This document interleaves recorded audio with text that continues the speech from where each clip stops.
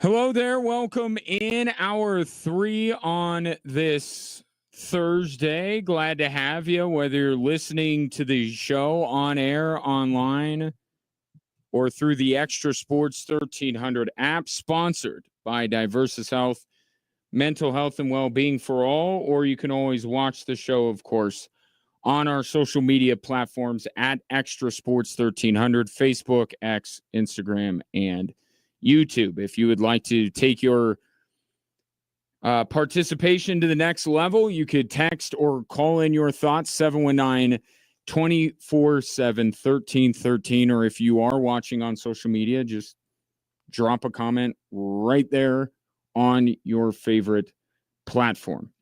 Perhaps you might have a thought about one of the 3 stories that are driving the show today.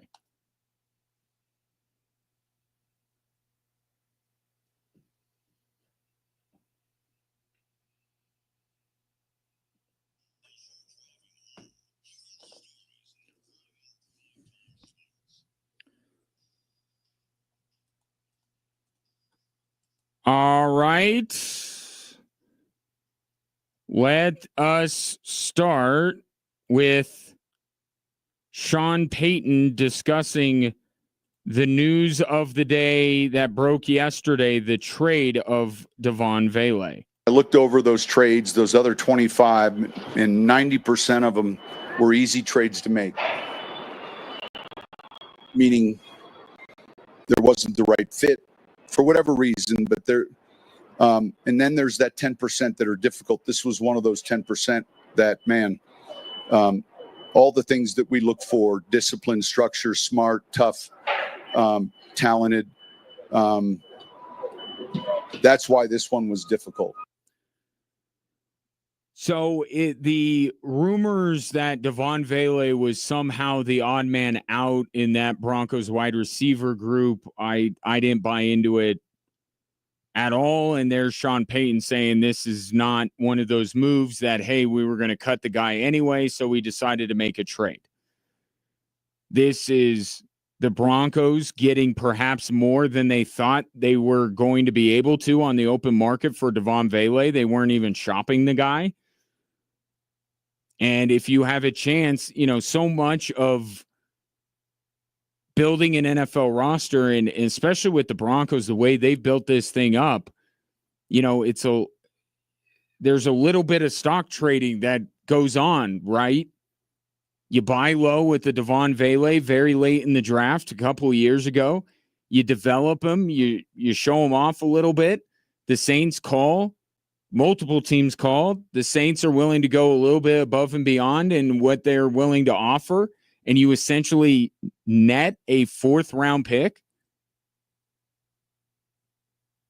in addition to getting the 7th back that you once used on Vele. Like that's part of this. And the Broncos have built this team through the draft, and they've done it with mid to late round picks, as you have to do. They're just too many roster spots to not be able to hit on 3rd, 4th, 5th round picks. So this wasn't about the Broncos looking to trade Vele. This wasn't about Vele failing to impress. I think his role was going to be an important one for the Denver Broncos, but with the emergence of Pat Bryant, a similar type of receiver, perhaps it ultimately broke the tie with the Broncos front office and said, you know what? We like what we see from Pat Bryant. We could utilize him in the same role. Let's make the deal. But this was not an indictment of Vele.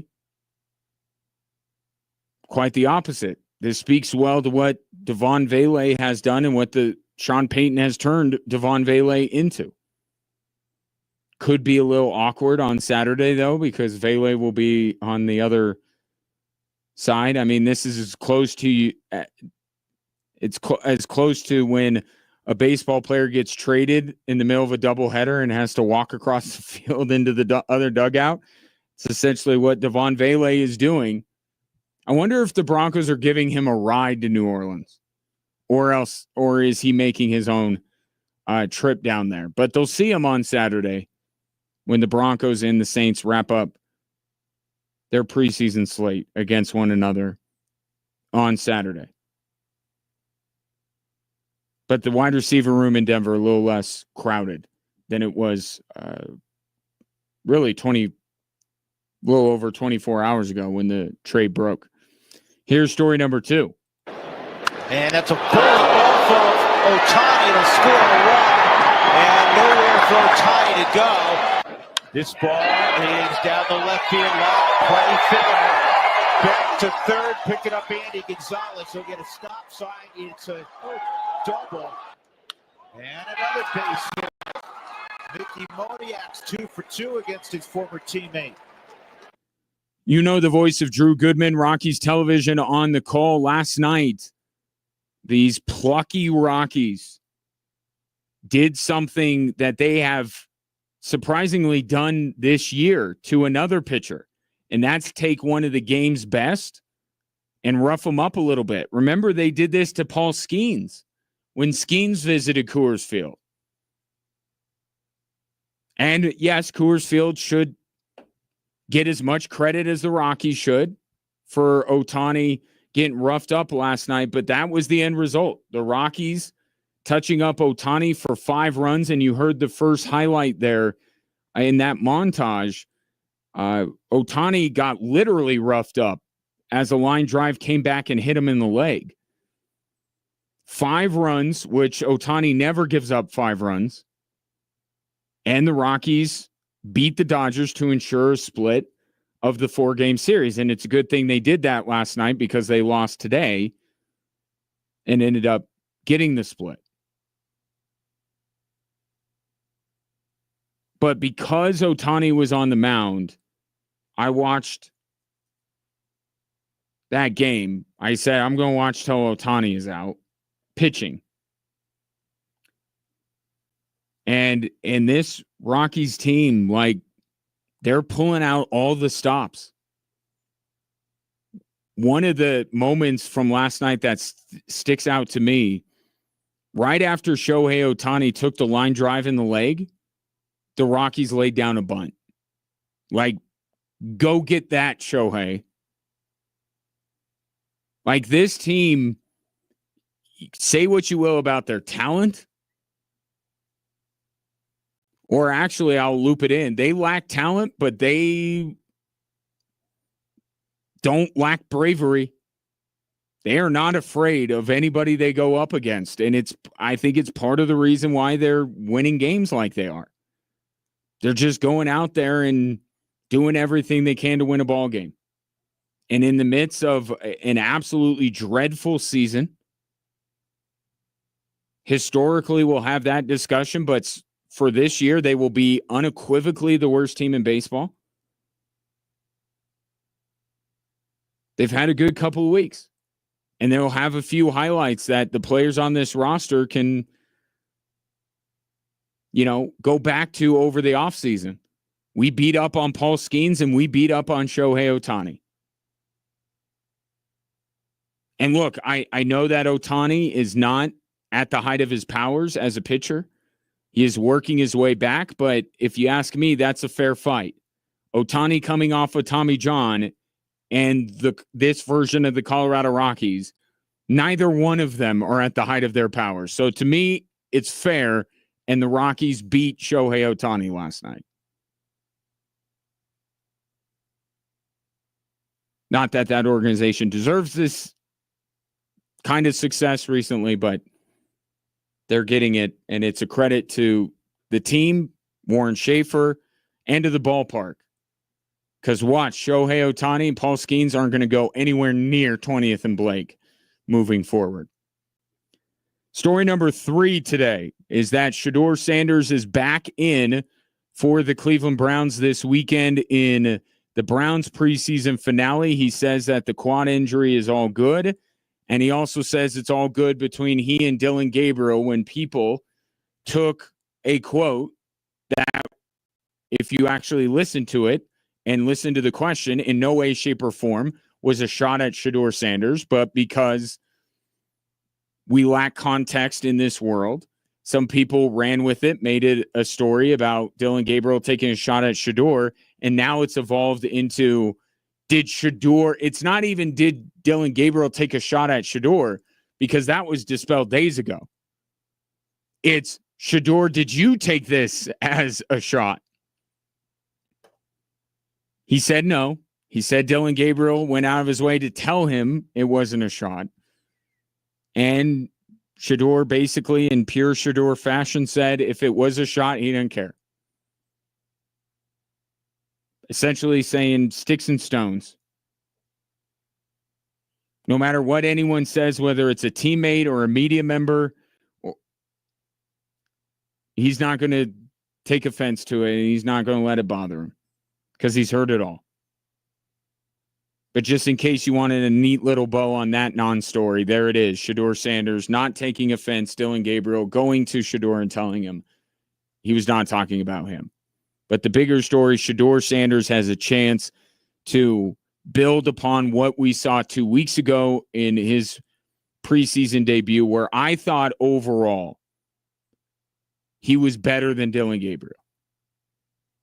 Because I think the biggest thing, the most important thing, I think they both quarterbacks look like they belonged. I thought, especially early on, Kevin Stefanski did a really good job of doing what Shador and Dylan Gabriel do best.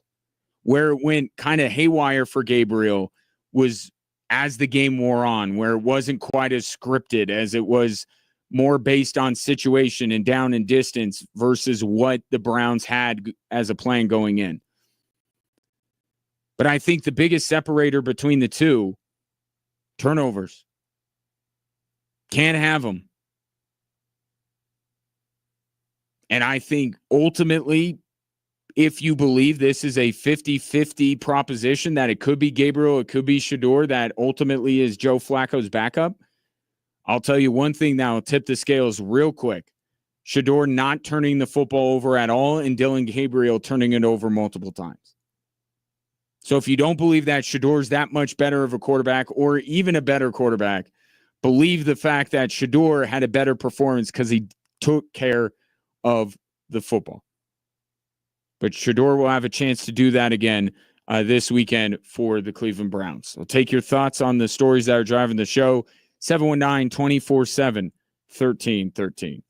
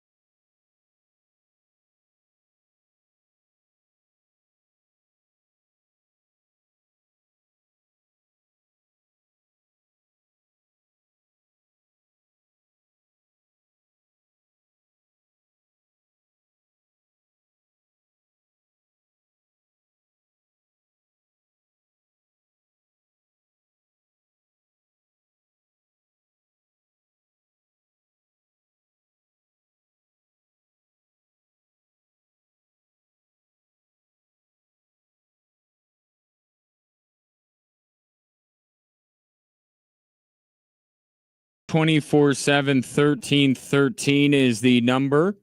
Always love when you text into the show. I love it even more when you call into the show, which is what is the preferred mode of communication when it comes to Dave, and I appreciate him for it. Dave, you want to talk Broncos? Talk Broncos, my friend.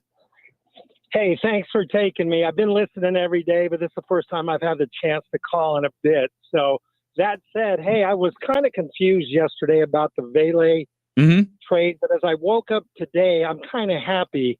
That said, they must be pretty happy with their wide receiver room to get rid of him. But Ryan, do you think we got enough? I'm not really able to analyze that myself. What do you think?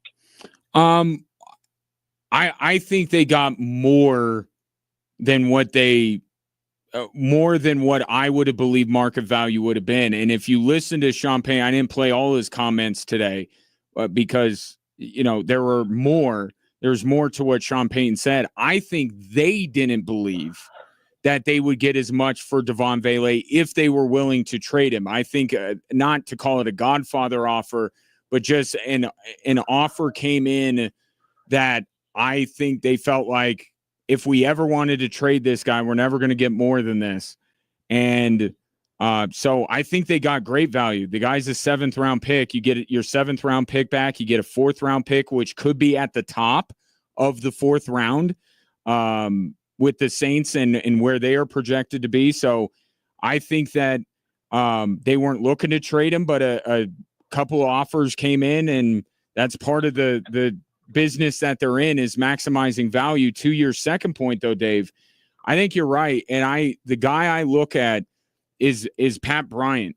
I think that Pat Bryant, and the way he has played the last 2 games, makes this easier for the Denver Broncos, because when I look at both of these guys, I say they do a lot of the same things. They're very similar receiver. So if you can get basically a free 4th round pick, and you feel pretty good about the guy that has that role on the roster moving forward, I think you do the deal, and that's what the Broncos did. Yeah, and as I said, I'm happy with it, but because I'm wondering what they're going to do with the running back room, and I'll listen when I hang up. Yep. But this is that time of year that gets real exciting about a month, so I'll be bugging you, my brother. Hey, you're not bugging me at all. Call as much as you want, Dave. Always love hearing from you. I'll tell you my thoughts on the running back room, and I shared this with Jessica Mendoza last night on KKTV 11. I think they'll take 4 halfbacks, right? Because there's the fullback position. Is that going to be, Burton, or are they going to go with more of a hybrid when it comes to Nate Atkins, who can also play tight end? I set that aside for now. I think the Denver Broncos take 4 running backs. I think everyone is on the same page. R.J. Harvey and J.K. Dobbins. There's no debate there. I think the way that Jaleel McLaughlin responded, and, Denver is, in the grand scheme of things, for an NFL market, it's kind of a small town. So don't tell me that Jaleel McLaughlin didn't hear all week, or go on social media, or his buddies telling him what people are saying on social media. Broncos media, Broncos fans were trying to push him out the door in favor of Blake Watson. And for him to come back that next game, he got 3 carries and he gets 43 yards. That was a response from Jaleel McLaughlin. That was intentional. And I think that should matter. Even if Blake Watson can still do a lot of the things Jaleel McLaughlin can, I think there's something to be said for a guy that maybe failed to impress in week 1. Everyone's trying to push him out, and he comes back and responds. So I think Jaleel McLaughlin makes this roster, and I think it's Tyler Bidet in his pass blocking. I think J.K. Dobbins is the only other back in that room that has pass blocking ability, but he has a history of injury, and he has a more important job, which is to be a reliable back for the Denver Broncos. So if you can have Bidet on the roster, he's capable as a ball carrier. He's not prolific. He's probably the fourth best running back that the Broncos have. But you can bring him in to pass block to save J.K. Dobbins from doing that. I think that's a valuable skill set. In my mind, I think it's definitely a valuable skill set in Sean Payton's mind, and that's why I'd say Tyler Bidet is the fourth halfback that the Broncos keep. What will be interesting is what happens with Audric Estime. And to a lesser extent, Blake Watson. But I just, my gut tells me they're going to be able to get Blake Watson to the practice squad without much issue. With Audric Estime, like the Broncos weren't the only team that were intrigued by Estime coming out of Notre Dame. And a team that's a little bit more of a straightforward running team and not this outside run game that the Broncos are emphasizing. A guy just going into year 2, I think that might be difficult for the Broncos to get him through to the practice squad. I think if they decide that Audric Estime is not one of their best 53, or more accurately, one of their best 4 running backs, I think they have to be prepared to lose him. Now, I don't think Audric Estime comes back to burn the Denver Broncos, but a team looking for some running back depth, they see a guy that's played only 1 year, doesn't have a high pitch count, so to speak. I think there will be a team that will claim him, which is totally fine for the Denver Broncos. Like, Audric Estime has had his chances. Sean Payton saw him all of last year, just like you did, and said, get me J.K. Dobbins and get me R.J. Harvey. And Audric Estime has been given the same opportunity that everybody else in that running back room has, and he's averaged just over 2 yards a carry.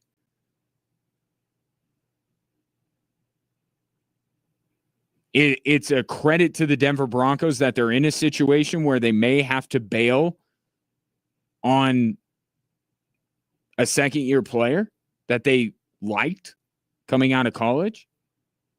But that's a credit to what George Payton's been able to do. So if they're willing to leave Audric Estime off the 53, I think they have to be willing to lose him. And I think they should be willing to lose him.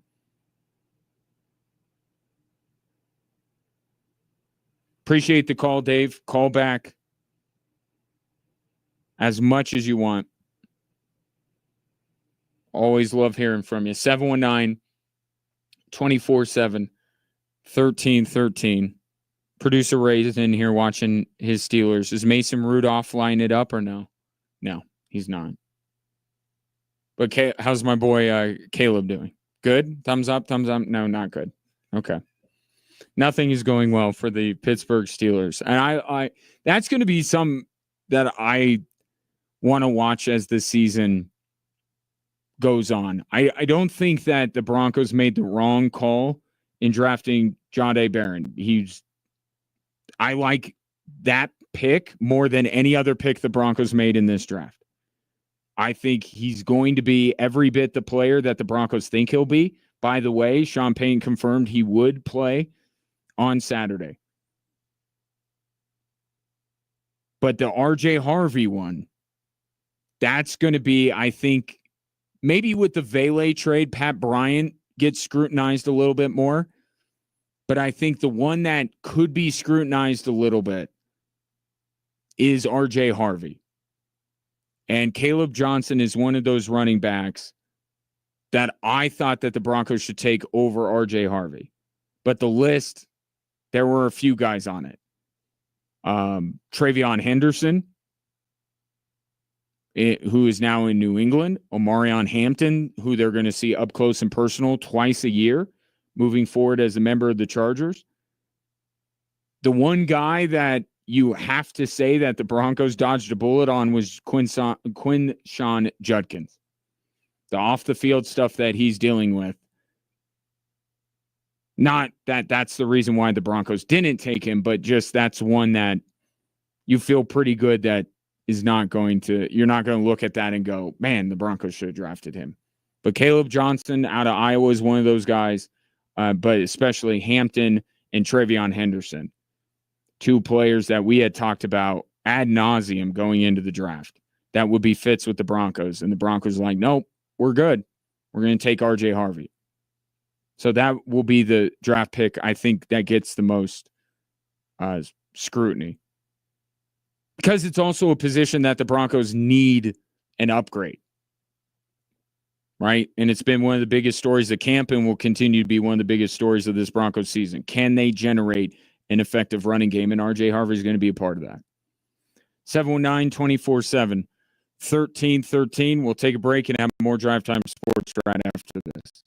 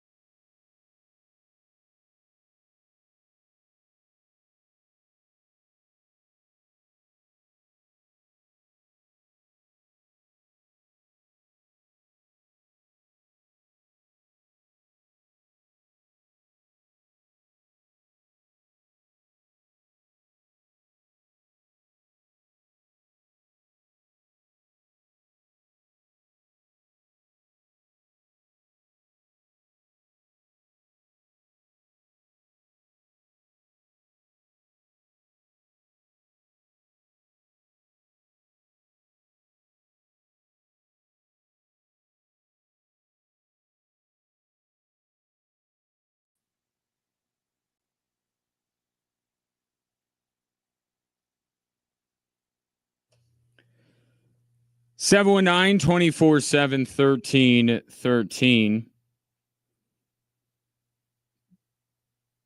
Brett says, I'm ashamed to admit this, but I agree with you on RJ Harvey, too small to last. Why are you ashamed? I know things. I drink and I know things. But I appreciate your support. Tom says, Hampton and Henderson were not there when the Broncos picked again, so how can you say you like that Barron pick? Because I think that the Broncos also needed somebody like Jahdae Barron to be able to balance out the defense a little bit more. I get what you're saying. I think that this is filed under two things can be true. I like the pick of Barron, but how about trading up to grab one of those guys? So you can like the Jahdae Barron pick and still say that it cost the Broncos other guys that could have helped them as well, because that's the whole thing about the draft. You can like the pick that you make, but it could cost you other things. And it's not like the Broncos didn't have the ability to make a move. We saw plenty of teams make moves in that draft. And given how important the position is of running back, maybe they should have made one. So I like the Barron pick, I'll say in a vacuum. I think that Jahdae Barron brings them something that they need. And given how high he was up many draft boards, I think you get great value with him. But it does come at a price, to your point. I think that's the point you're making, is that drafting Barron cost them these guys. And you don't like that, which is fine. And maybe the Broncos will say you can't have it all. But there were other running backs available, not just those two, that they could have drafted. Oh, Aaron called in during the break and was talking about the way that Jaleel McLaughlin responded. And he and I had talked last week. He called in and was kind of like where I was in a way, like expressing a little bit of doubt. Like maybe not out on Jaleel McLaughlin, but just like his spot on the roster, maybe not as safe. But for him to come out and be as productive as he was, that felt like he was sending a message. Felt like somebody told him what was being said about him. Or maybe it was just a guy that wasn't pleased with the way he played and said, I want to come back better. I want to respond. Either way, it worked. And I think we're back to Jaleel McLaughlin making this 53-man roster if there was a chance he wasn't going to make it after that first preseason game. We'll get more into that matchup with the Saints tomorrow, because Sean Payton, something that stuck out to me today, he's calling plays again. He's not letting Davis Webb call plays this weekend. And I'll expand more tomorrow, but there are two reasons right now that I can give you on why Sean Payton, and the way he answered was so emphatic and so quick. Two things. One, it's the Saints. And he's not going to leave anything, even in a game that doesn't count, to chance. He wants that game plan in his hands. He wants that call sheet in his hands. Sean Payton is not farming out play calling duties against his former team. It's not going to. So that's one. But two, this first team offense did not look good against the 49ers. Sean Payton does not want his first-team offense, led by his golden boy quarterback, to look bad again. With this being the last impression the Broncos will make before the regular season begins. Sean Payton is the play caller, and it's fine when it's the 2s and the 3s and Bo Nix isn't in there. It's the Saints and it's Bo Nix. Those are the two reasons why Sean Payton didn't seem to me like he gave any thought to outsourcing play calling duties on Saturday. Get more into that tomorrow and what the Broncos need to do to be better than they were against the 49ers in preseason game number 1. You know, I want to go into this.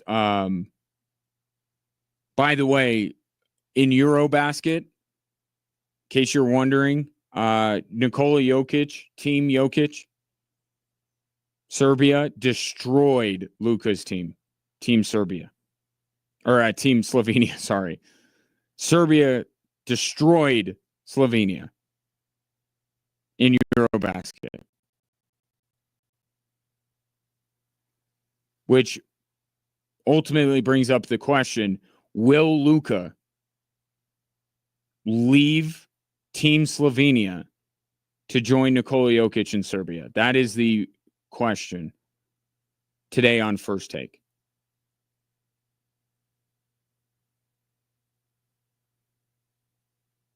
And I kid. But if it was the other way around, I promise you, somebody would have said, this is some kind of a sign that Jokic will be joining up with Luka in LA. But I do think it is the, a perfect, perhaps, metaphor for what may happen this season. Luka's team getting some hype and everybody feels good because Luka signed that deal, which is going to lead to a bigger deal. And then he's going to run up against Nikola Jokic and it will not go well for his basketball team. I think it's a perfect metaphor for the upcoming NBA season. I got to watch that Eurobasket. I'm going to watch. Didn't get a chance to watch that game today, so I won't go too in depth on what happened other than to tell you Team Jokic destroyed Team Luka.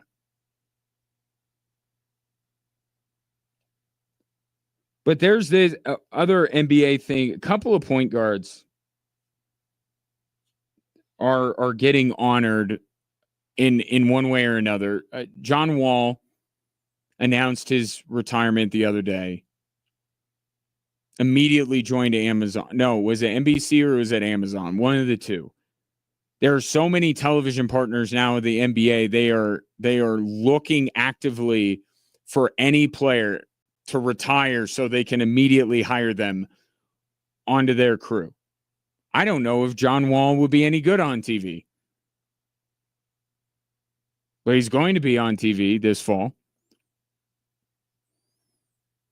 But John Wall retiring the other day, and then today it was announced that Derrick Rose is going to have his jersey retired by the Bulls, which kind of struck me.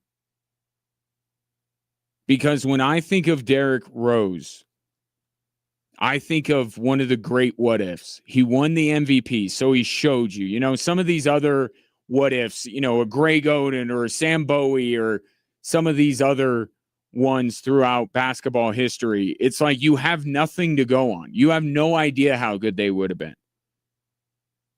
With Derrick Rose, you saw how good he was. He wins that MVP, that Bulls team. I loved watching that Bulls team, by the way, with him and Noah and Tibbs coaching him. Like, you saw what Derrick Rose was capable of. And the fact that he was robbed of his prime because of injury. It's like, maybe it's a different kind of what if. Like, there's the what if of the guys that we never saw what they were in the NBA, and then the guys where we just got a glimpse. And I think those are the ones that are a little bit more painful to think about. Because Derrick Rose, when he was healthy, was so freaking good. Now, John Wall, I can't remember off the top of my head, other than him doing the Dougie before his first NBA game. I can't remember. He's kind of that other what if. I know he had I'm probably shortchanging him. And I like John Wall. I liked him coming out of Kentucky.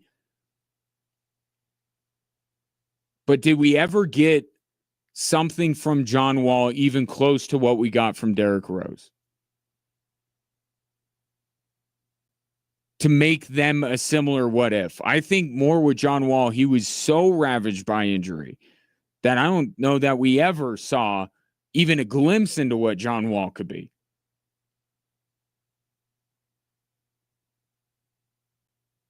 But man, Derrick Rose, prime Derrick Rose, healthy Derrick Rose, is really good. And could he have been a multiple-time MVP? I think absolutely he could have been. Could the Bulls have won a title? It's possible.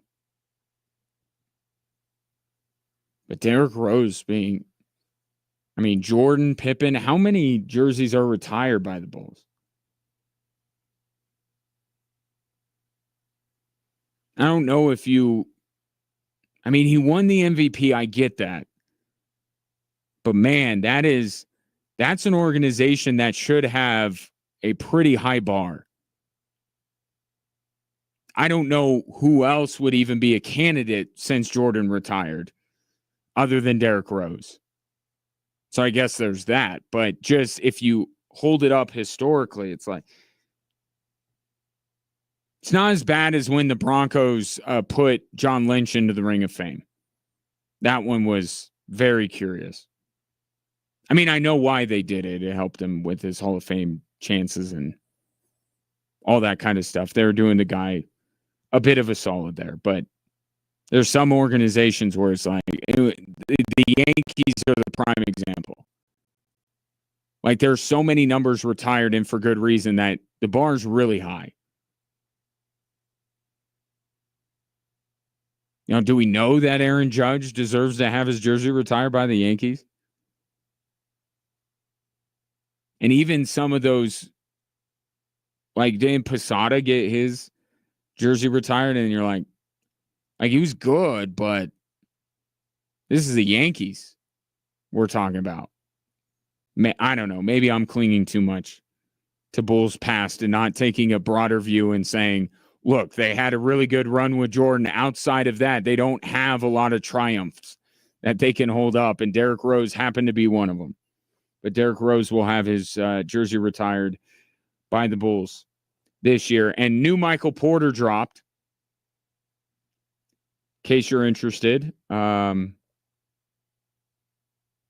This time on another podcast, sharing what Nikola Jokic told him as a farewell. Good, sound advice. The type of sound advice that we should give to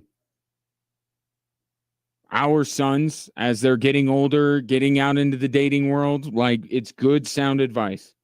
Don't know if it's something that Nikola Jokic wanted Michael Porter to put on a podcast, which just furthers the offseason of Michael Porter saying a bunch of things that I don't think people want him to say on podcasts.